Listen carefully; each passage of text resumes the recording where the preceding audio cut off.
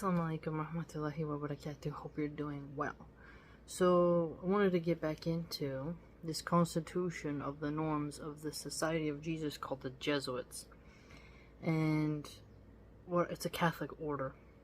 What I noticed about chapter 3, which is the impediments to admission, was that it has some good points to it, but also at the same time it looks quite pacifist. And so, let me enlighten you. Let's begin. Bismillah. So, it says here that essentially you must be useful for the end it seeks in the society. So, if you want to join, and they will only embrace you if you are judged useful for the end, which is the spreading of their religion, right? It also uses the word infidels. And so, I thought this would be useful because there's a lot of Christians who think the word infidel is only used in Islam, which, let me read to you here. Such impediments are to have separated oneself for a time from the bosom of the Holy Church, by denying the faith in the midst of infidels, or by falling into errors against the faith, and having been condemned because of them by a public sentence, or by withdrawing as a schematic from the unity of the church. So if you've been publicly condemned, like by a public sentence, you can't join. And I thought this was interesting when they said the bosom of the Holy Church. So if you went off and really distanced yourself, I don't think they want you. Another point here was just the public sentencing. So your public behavior does come into play with if they want you around or not.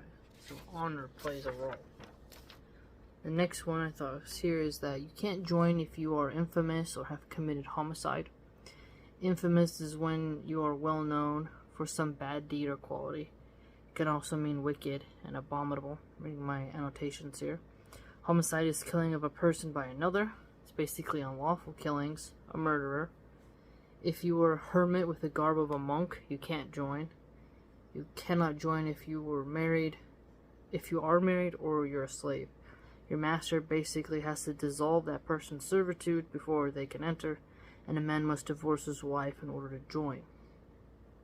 And if you've become infamous because of enormous sins, they contend here they don't want you. But there was a side point here that I'll read to you. Give such signs of repentance that they reestablish confidence in him. He could be admitted in our Lord, which sins of this kind are enormous, and which are not will be left to the judgment of the superior general. So, I thought this was kind of lame, but I get it that so many people say, if you do these terrible things and then you repent, you shouldn't be judged for your past. But it's important to remember what exactly the sins are. Like if you had a gambling addiction, okay. But if you were somehow some horrific meth dealer and you did some terrible things to children and pregnant women along the way, and men, you now joining that order, I don't think so. I don't think that's good. But if you were just like a gang member, got into a few fights or something, and you changed, I could understand that. Or maybe you were a tax fraud person or something. I just really think it's different when you're dealing with violent crime and then non-violent crime, personally. But the judgment seems to always go up to the superior general. So there's a chain of command here that is quite clear. And then if you've been a hermit with the garb of a monk, even if it was for a single day, you cannot be admitted. And I found that to be interesting because there's different kinds of monks. But the hermit personality, which I have, you're kind of more secluded. You're not always interjecting yourself into the social scene. You're fine with solitude. You're not afraid of your own mind. You're not entirely dependent upon the group for your self-esteem or your emotional control. And you're not a people pleaser. You have teamwork when you have to, but you don't bend over backwards in order to assimilate with a group. You're fine in going off on your own trail. And that's more of the lone wolf, the lone person. Not saying that you can't get along with people, but that you're not depressed if you can't be constantly going to like events and socializing.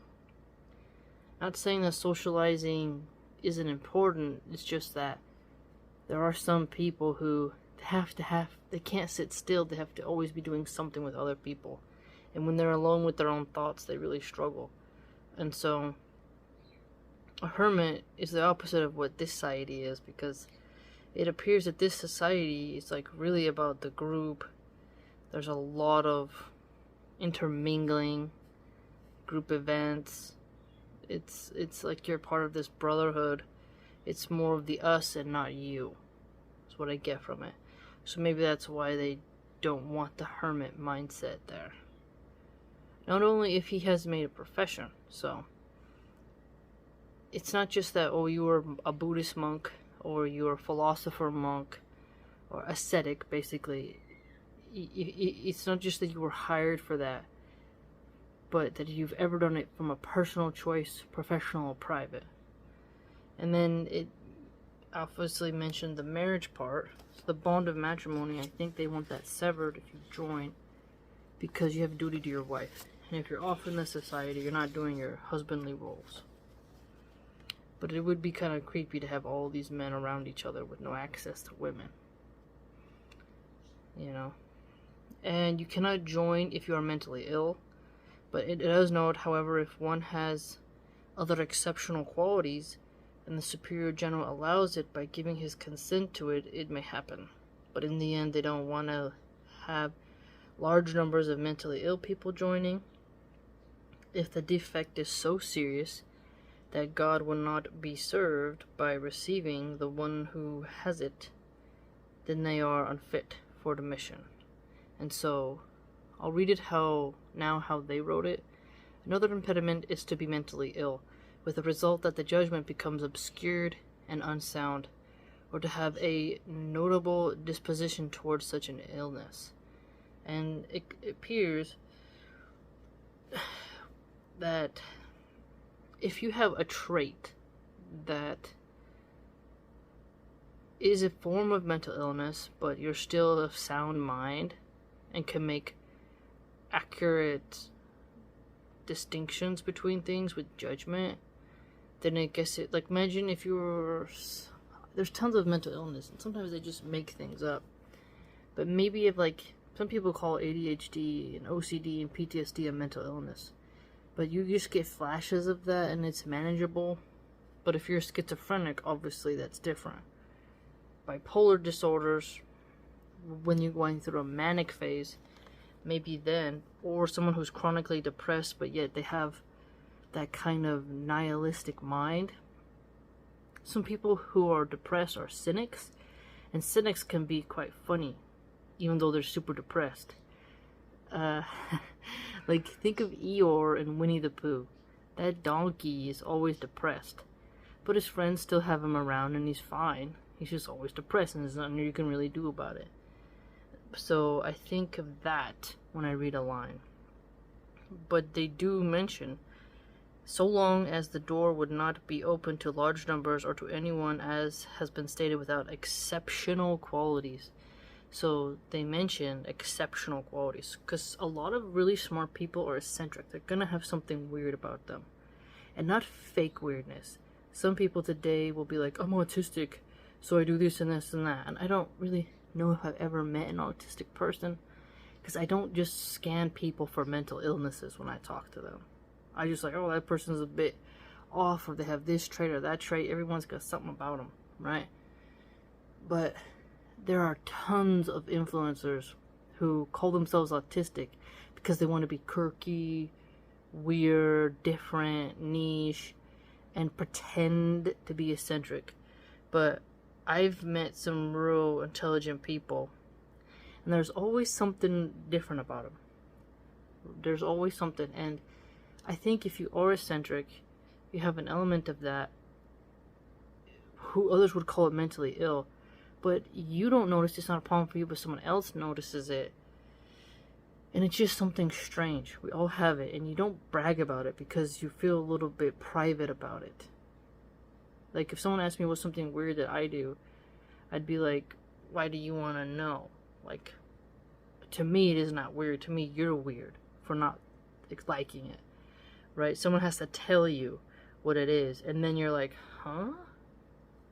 But some common ones of people who are like geniuses, who are eccentric, it's their hair. It's either really long.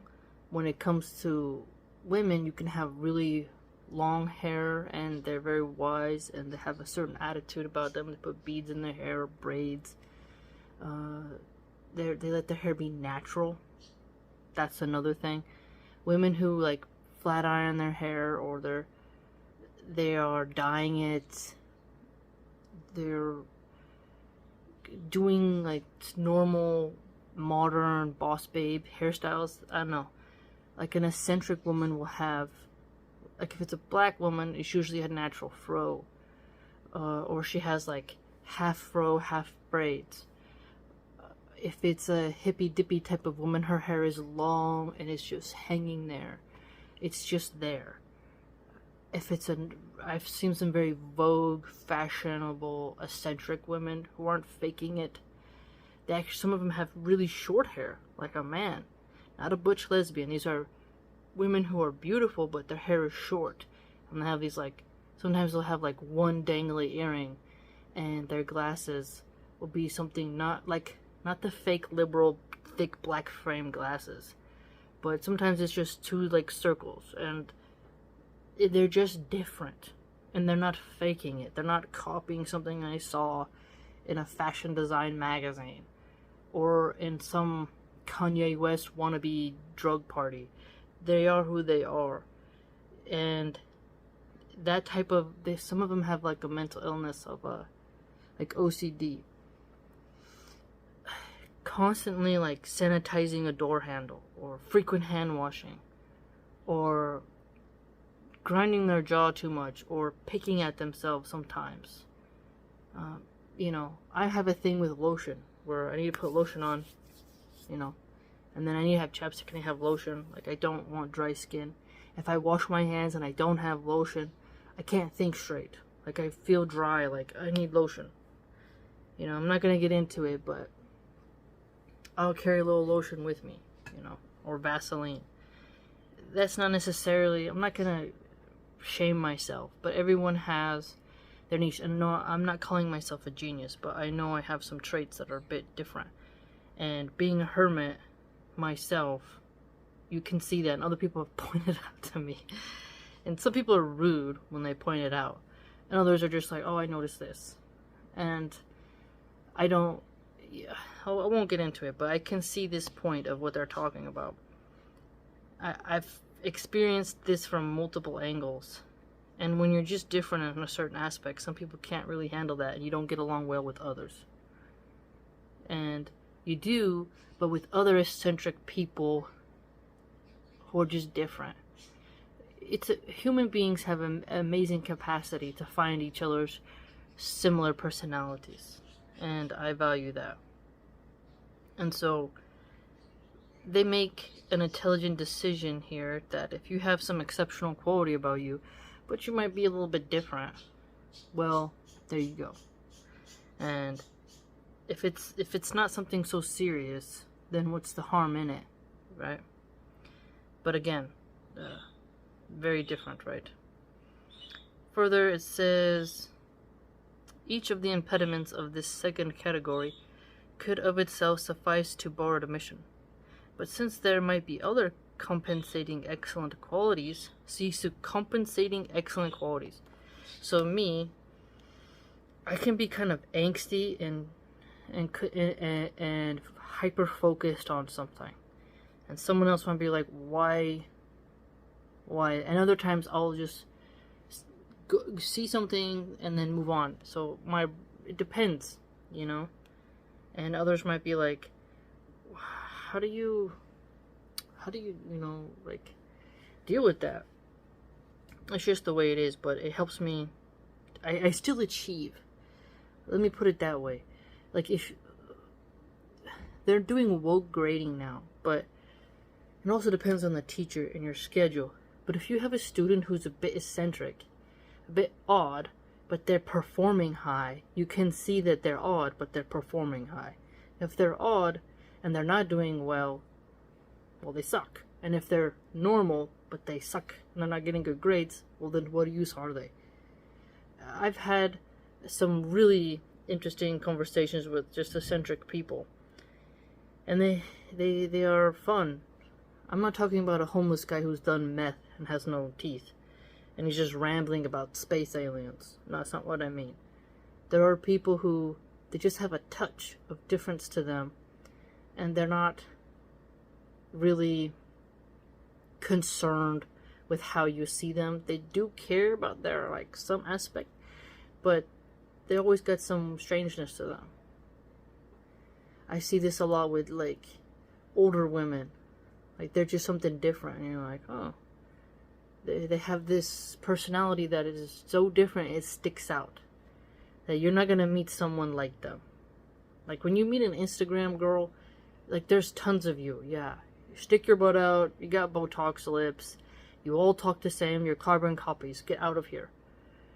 You're all mimicking each other. But when you meet someone who's eccentric, who's different, you know, or like, there was one guy, I was taking a human sexuality class. He was a skinny Jewish guy from Israel, and he was doing something with solar panels. Shy guy, socially awkward. He brought an alcohol bottle to class. I think it was like Jack Daniels. Like, he was so dumb, he literally, like, left it in the actual bottle. You can get suspended for that. But he was smart, awkward, and he would drink in class to try to be cool, which was like, what are you doing? Like, he kept trying to be cool when his awkwardness is what made him unique. And there was a fat, obese, ghetto chick named Cheyenne. She would punk on him, and she made fun of his hair. I thought his hair was like, a Jufro. Looked really interesting. He had his own personality. He was funny. And she kept making fun of him, and one day he came to school with his head shaved. And I was like, you know, some people, they don't know how to embrace their awkwardness, their own uniqueness. And this girl, like, I stayed out of it. But I know how to be mean too. And I'm not going to get in other people's drama. But I could have easily been just hammered her home on her cellulite-ridden body. And her terrible grammar, and how she smells, and everything. But I didn't. Not my problem. I don't need to get involved. But it's just sometimes some people beat down the eccentric smart person when they are lacking themselves in many categories, and they're not smart, they're not intelligent, they're just sloth, lazy, dirty, and vulgar, and trashy, right? And that's why when you're looking for admission to a society such as this, you want to find that diamond in the rough. When you find that diamond in the rough, there's gonna be something about them. It was this, when I was taking a political science class, one of my favorite classmates was this. He was gay, but he was, usually some gays are very fashionable and clean. He worked in a lab where they made some type of laser pointy things for science labs. I don't really understand what he did. He would explain it to me, but I was like, I don't know what you're talking about. And he was really good in history, very good in political science. And I could argue, but I could go back and forth with him in class. You know, when you first go in, everyone's sitting down. You know, teacher hasn't came yet, you talk. And me and him would just go like, tit for that, tit for that, tit for that. And he was always respectful, always honest, straightforward. His pants, I'd be like, wash your jeans, man. Like, I think in my head, I wouldn't disrespect him. Just observing, like, grass stains on your knees. His shoes look like they'd never been put in the washer. He was scruffy, gruffy, greasy. Like his face was greasy. Not like shiny from being washed a lot with natural oils, but like he hadn't showered. He had a little bit of acne. Didn't really mess with his hair, And he was a libertarian who was really obsessed with Rand Paul. And we would sit next to each other and we would go back and forth on Marx. Like, he was smart. I understood him. We would go back and forth. And we were always the ones raising our hands, sitting in the front row. And it was cool. I've met a lot of really cool students. That's one thing I do miss about college. But he was strange. He was strange in a way. Like, sometimes the teacher would talk and he would just say, he wouldn't raise his hand. And I guess for some people that's weird. But sometimes he would, sometimes he wouldn't. If I said something, he'd reply to me and I would reply to him. Not disrespectful, but just a healthy communication. And some people think that's strange and oh, that's mental illness. I'm just giving you an example of quirkiness, actual, real, authentic. People aren't telling you, he doesn't say, oh, I do this, this, and that. Like some people who say, oh, I'm autistic. And it's I don't tell everybody I have ADHD and ADD. I just talk, and if they think that they can perceive it, they perceive it. But I don't say it each time a person talks to me. You see, I don't wear a badge and be like, hey, And it's just not... If you have a habit that is different than what other people think people should have, you rarely announce it. You just do it and they see it. And some people will tell you about it and others won't. But you don't advertise every niche thing about you. You just are it, right? And some people have a mild touch of mental illness. Or I don't like... Mental illness also differs wickedness and depression. There should be a different word. They just are... You call it... I don't know if the word is neurodivergent or... But they are different. And they're not faking it to be niche, modern, like they work at Google or something. They are who they are. The guy who lives in a very modern architecture home with perfectly arranged trees and his Tesla isn't as weird as the person whose yard has a bunch of random things in it. But when you talk to that person who's got that anarchy yard and is quite strange, you see that they're actually really smart. But if you judge them by their front yard, you think that they're all over the place, right? Whereas the person who has the Tesla and the modern house and they have some coffee from Peru, they think they're very niche and unique, when in reality they're pretty typical. And so there's a real balance there. And this varies across the world from culture to culture, right? But if there was a conference of hermits that came together, how could that be pretty cool? Imagine you meet a Greek hermit, and then you got an American hermit, and you got a hermit of Italy, and then they all come together. These people who are social, just don't really concern themselves. You can't cancel a hermit, right? And okay, so in this society, clearly they want you to want to stay in the group, help push the group. With a hermit, you don't fear cancel culture. People who fear cancel culture and want to be part of the in-group suffer greatly with being cast out. Not me. I've been canceled so many times. I just keep on keeping on, and it pisses them off. And they keep trying to hack and scam and spread lies, and they just get mad that I won't quit. But when you're a hermit and you love to study and you love to learn and you're about knowledge and you have your niche, okay, you can kick me out of your club. It doesn't matter. I'm going to do what I want to do. This is why I think they don't want to have a hermit there, and why they make someone say, if you have exceptional qualities about you, you get the job done, and it's not something violent or whatever, you'll be fine, right? So I think this is a very wise document. And it also says here, these impediments are of the following kind in regard to the interior: passions which seem uncontrollable, or sinful habits of which there is no hope of emendation. See, so if you have passions you can't control, that's a problem. Like if you're like screaming randomly, you know, in the middle of like what people are studying, you're just screaming like the Joker. Like, yeah, what are you doing? You can't do that. Stop it. A sinful habit, like chronic masturbation. You're a peeping Tom. You kick a dog every time you see it. Like, these are sinful habits. So throughout the document you can see that you will be judged. They will scrutinize you. They're going to investigate you, and they're going to dig into your mind before they allow you in. And they want to make sure that your intention is right. And it's not just for human designs. That's what you get from here. It's basically you want to spread the faith, be part of the religious institution, part of the religious society, part of their order.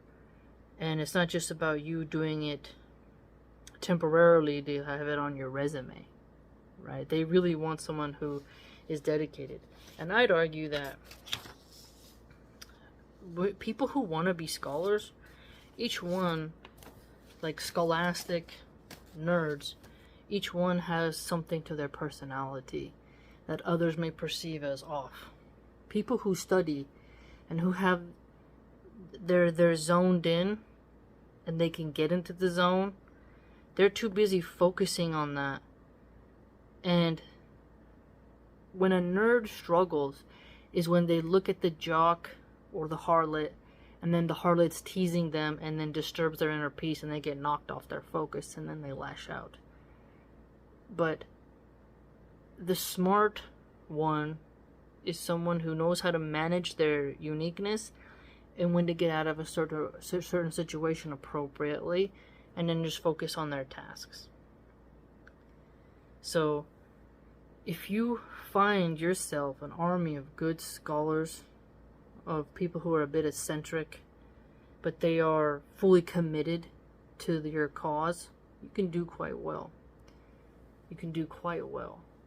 And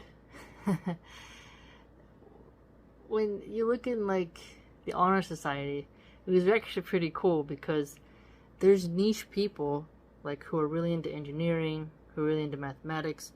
I'd argue that if someone is really into math, they're very socially awkward. Very socially awkward. But they're geniuses in their own right.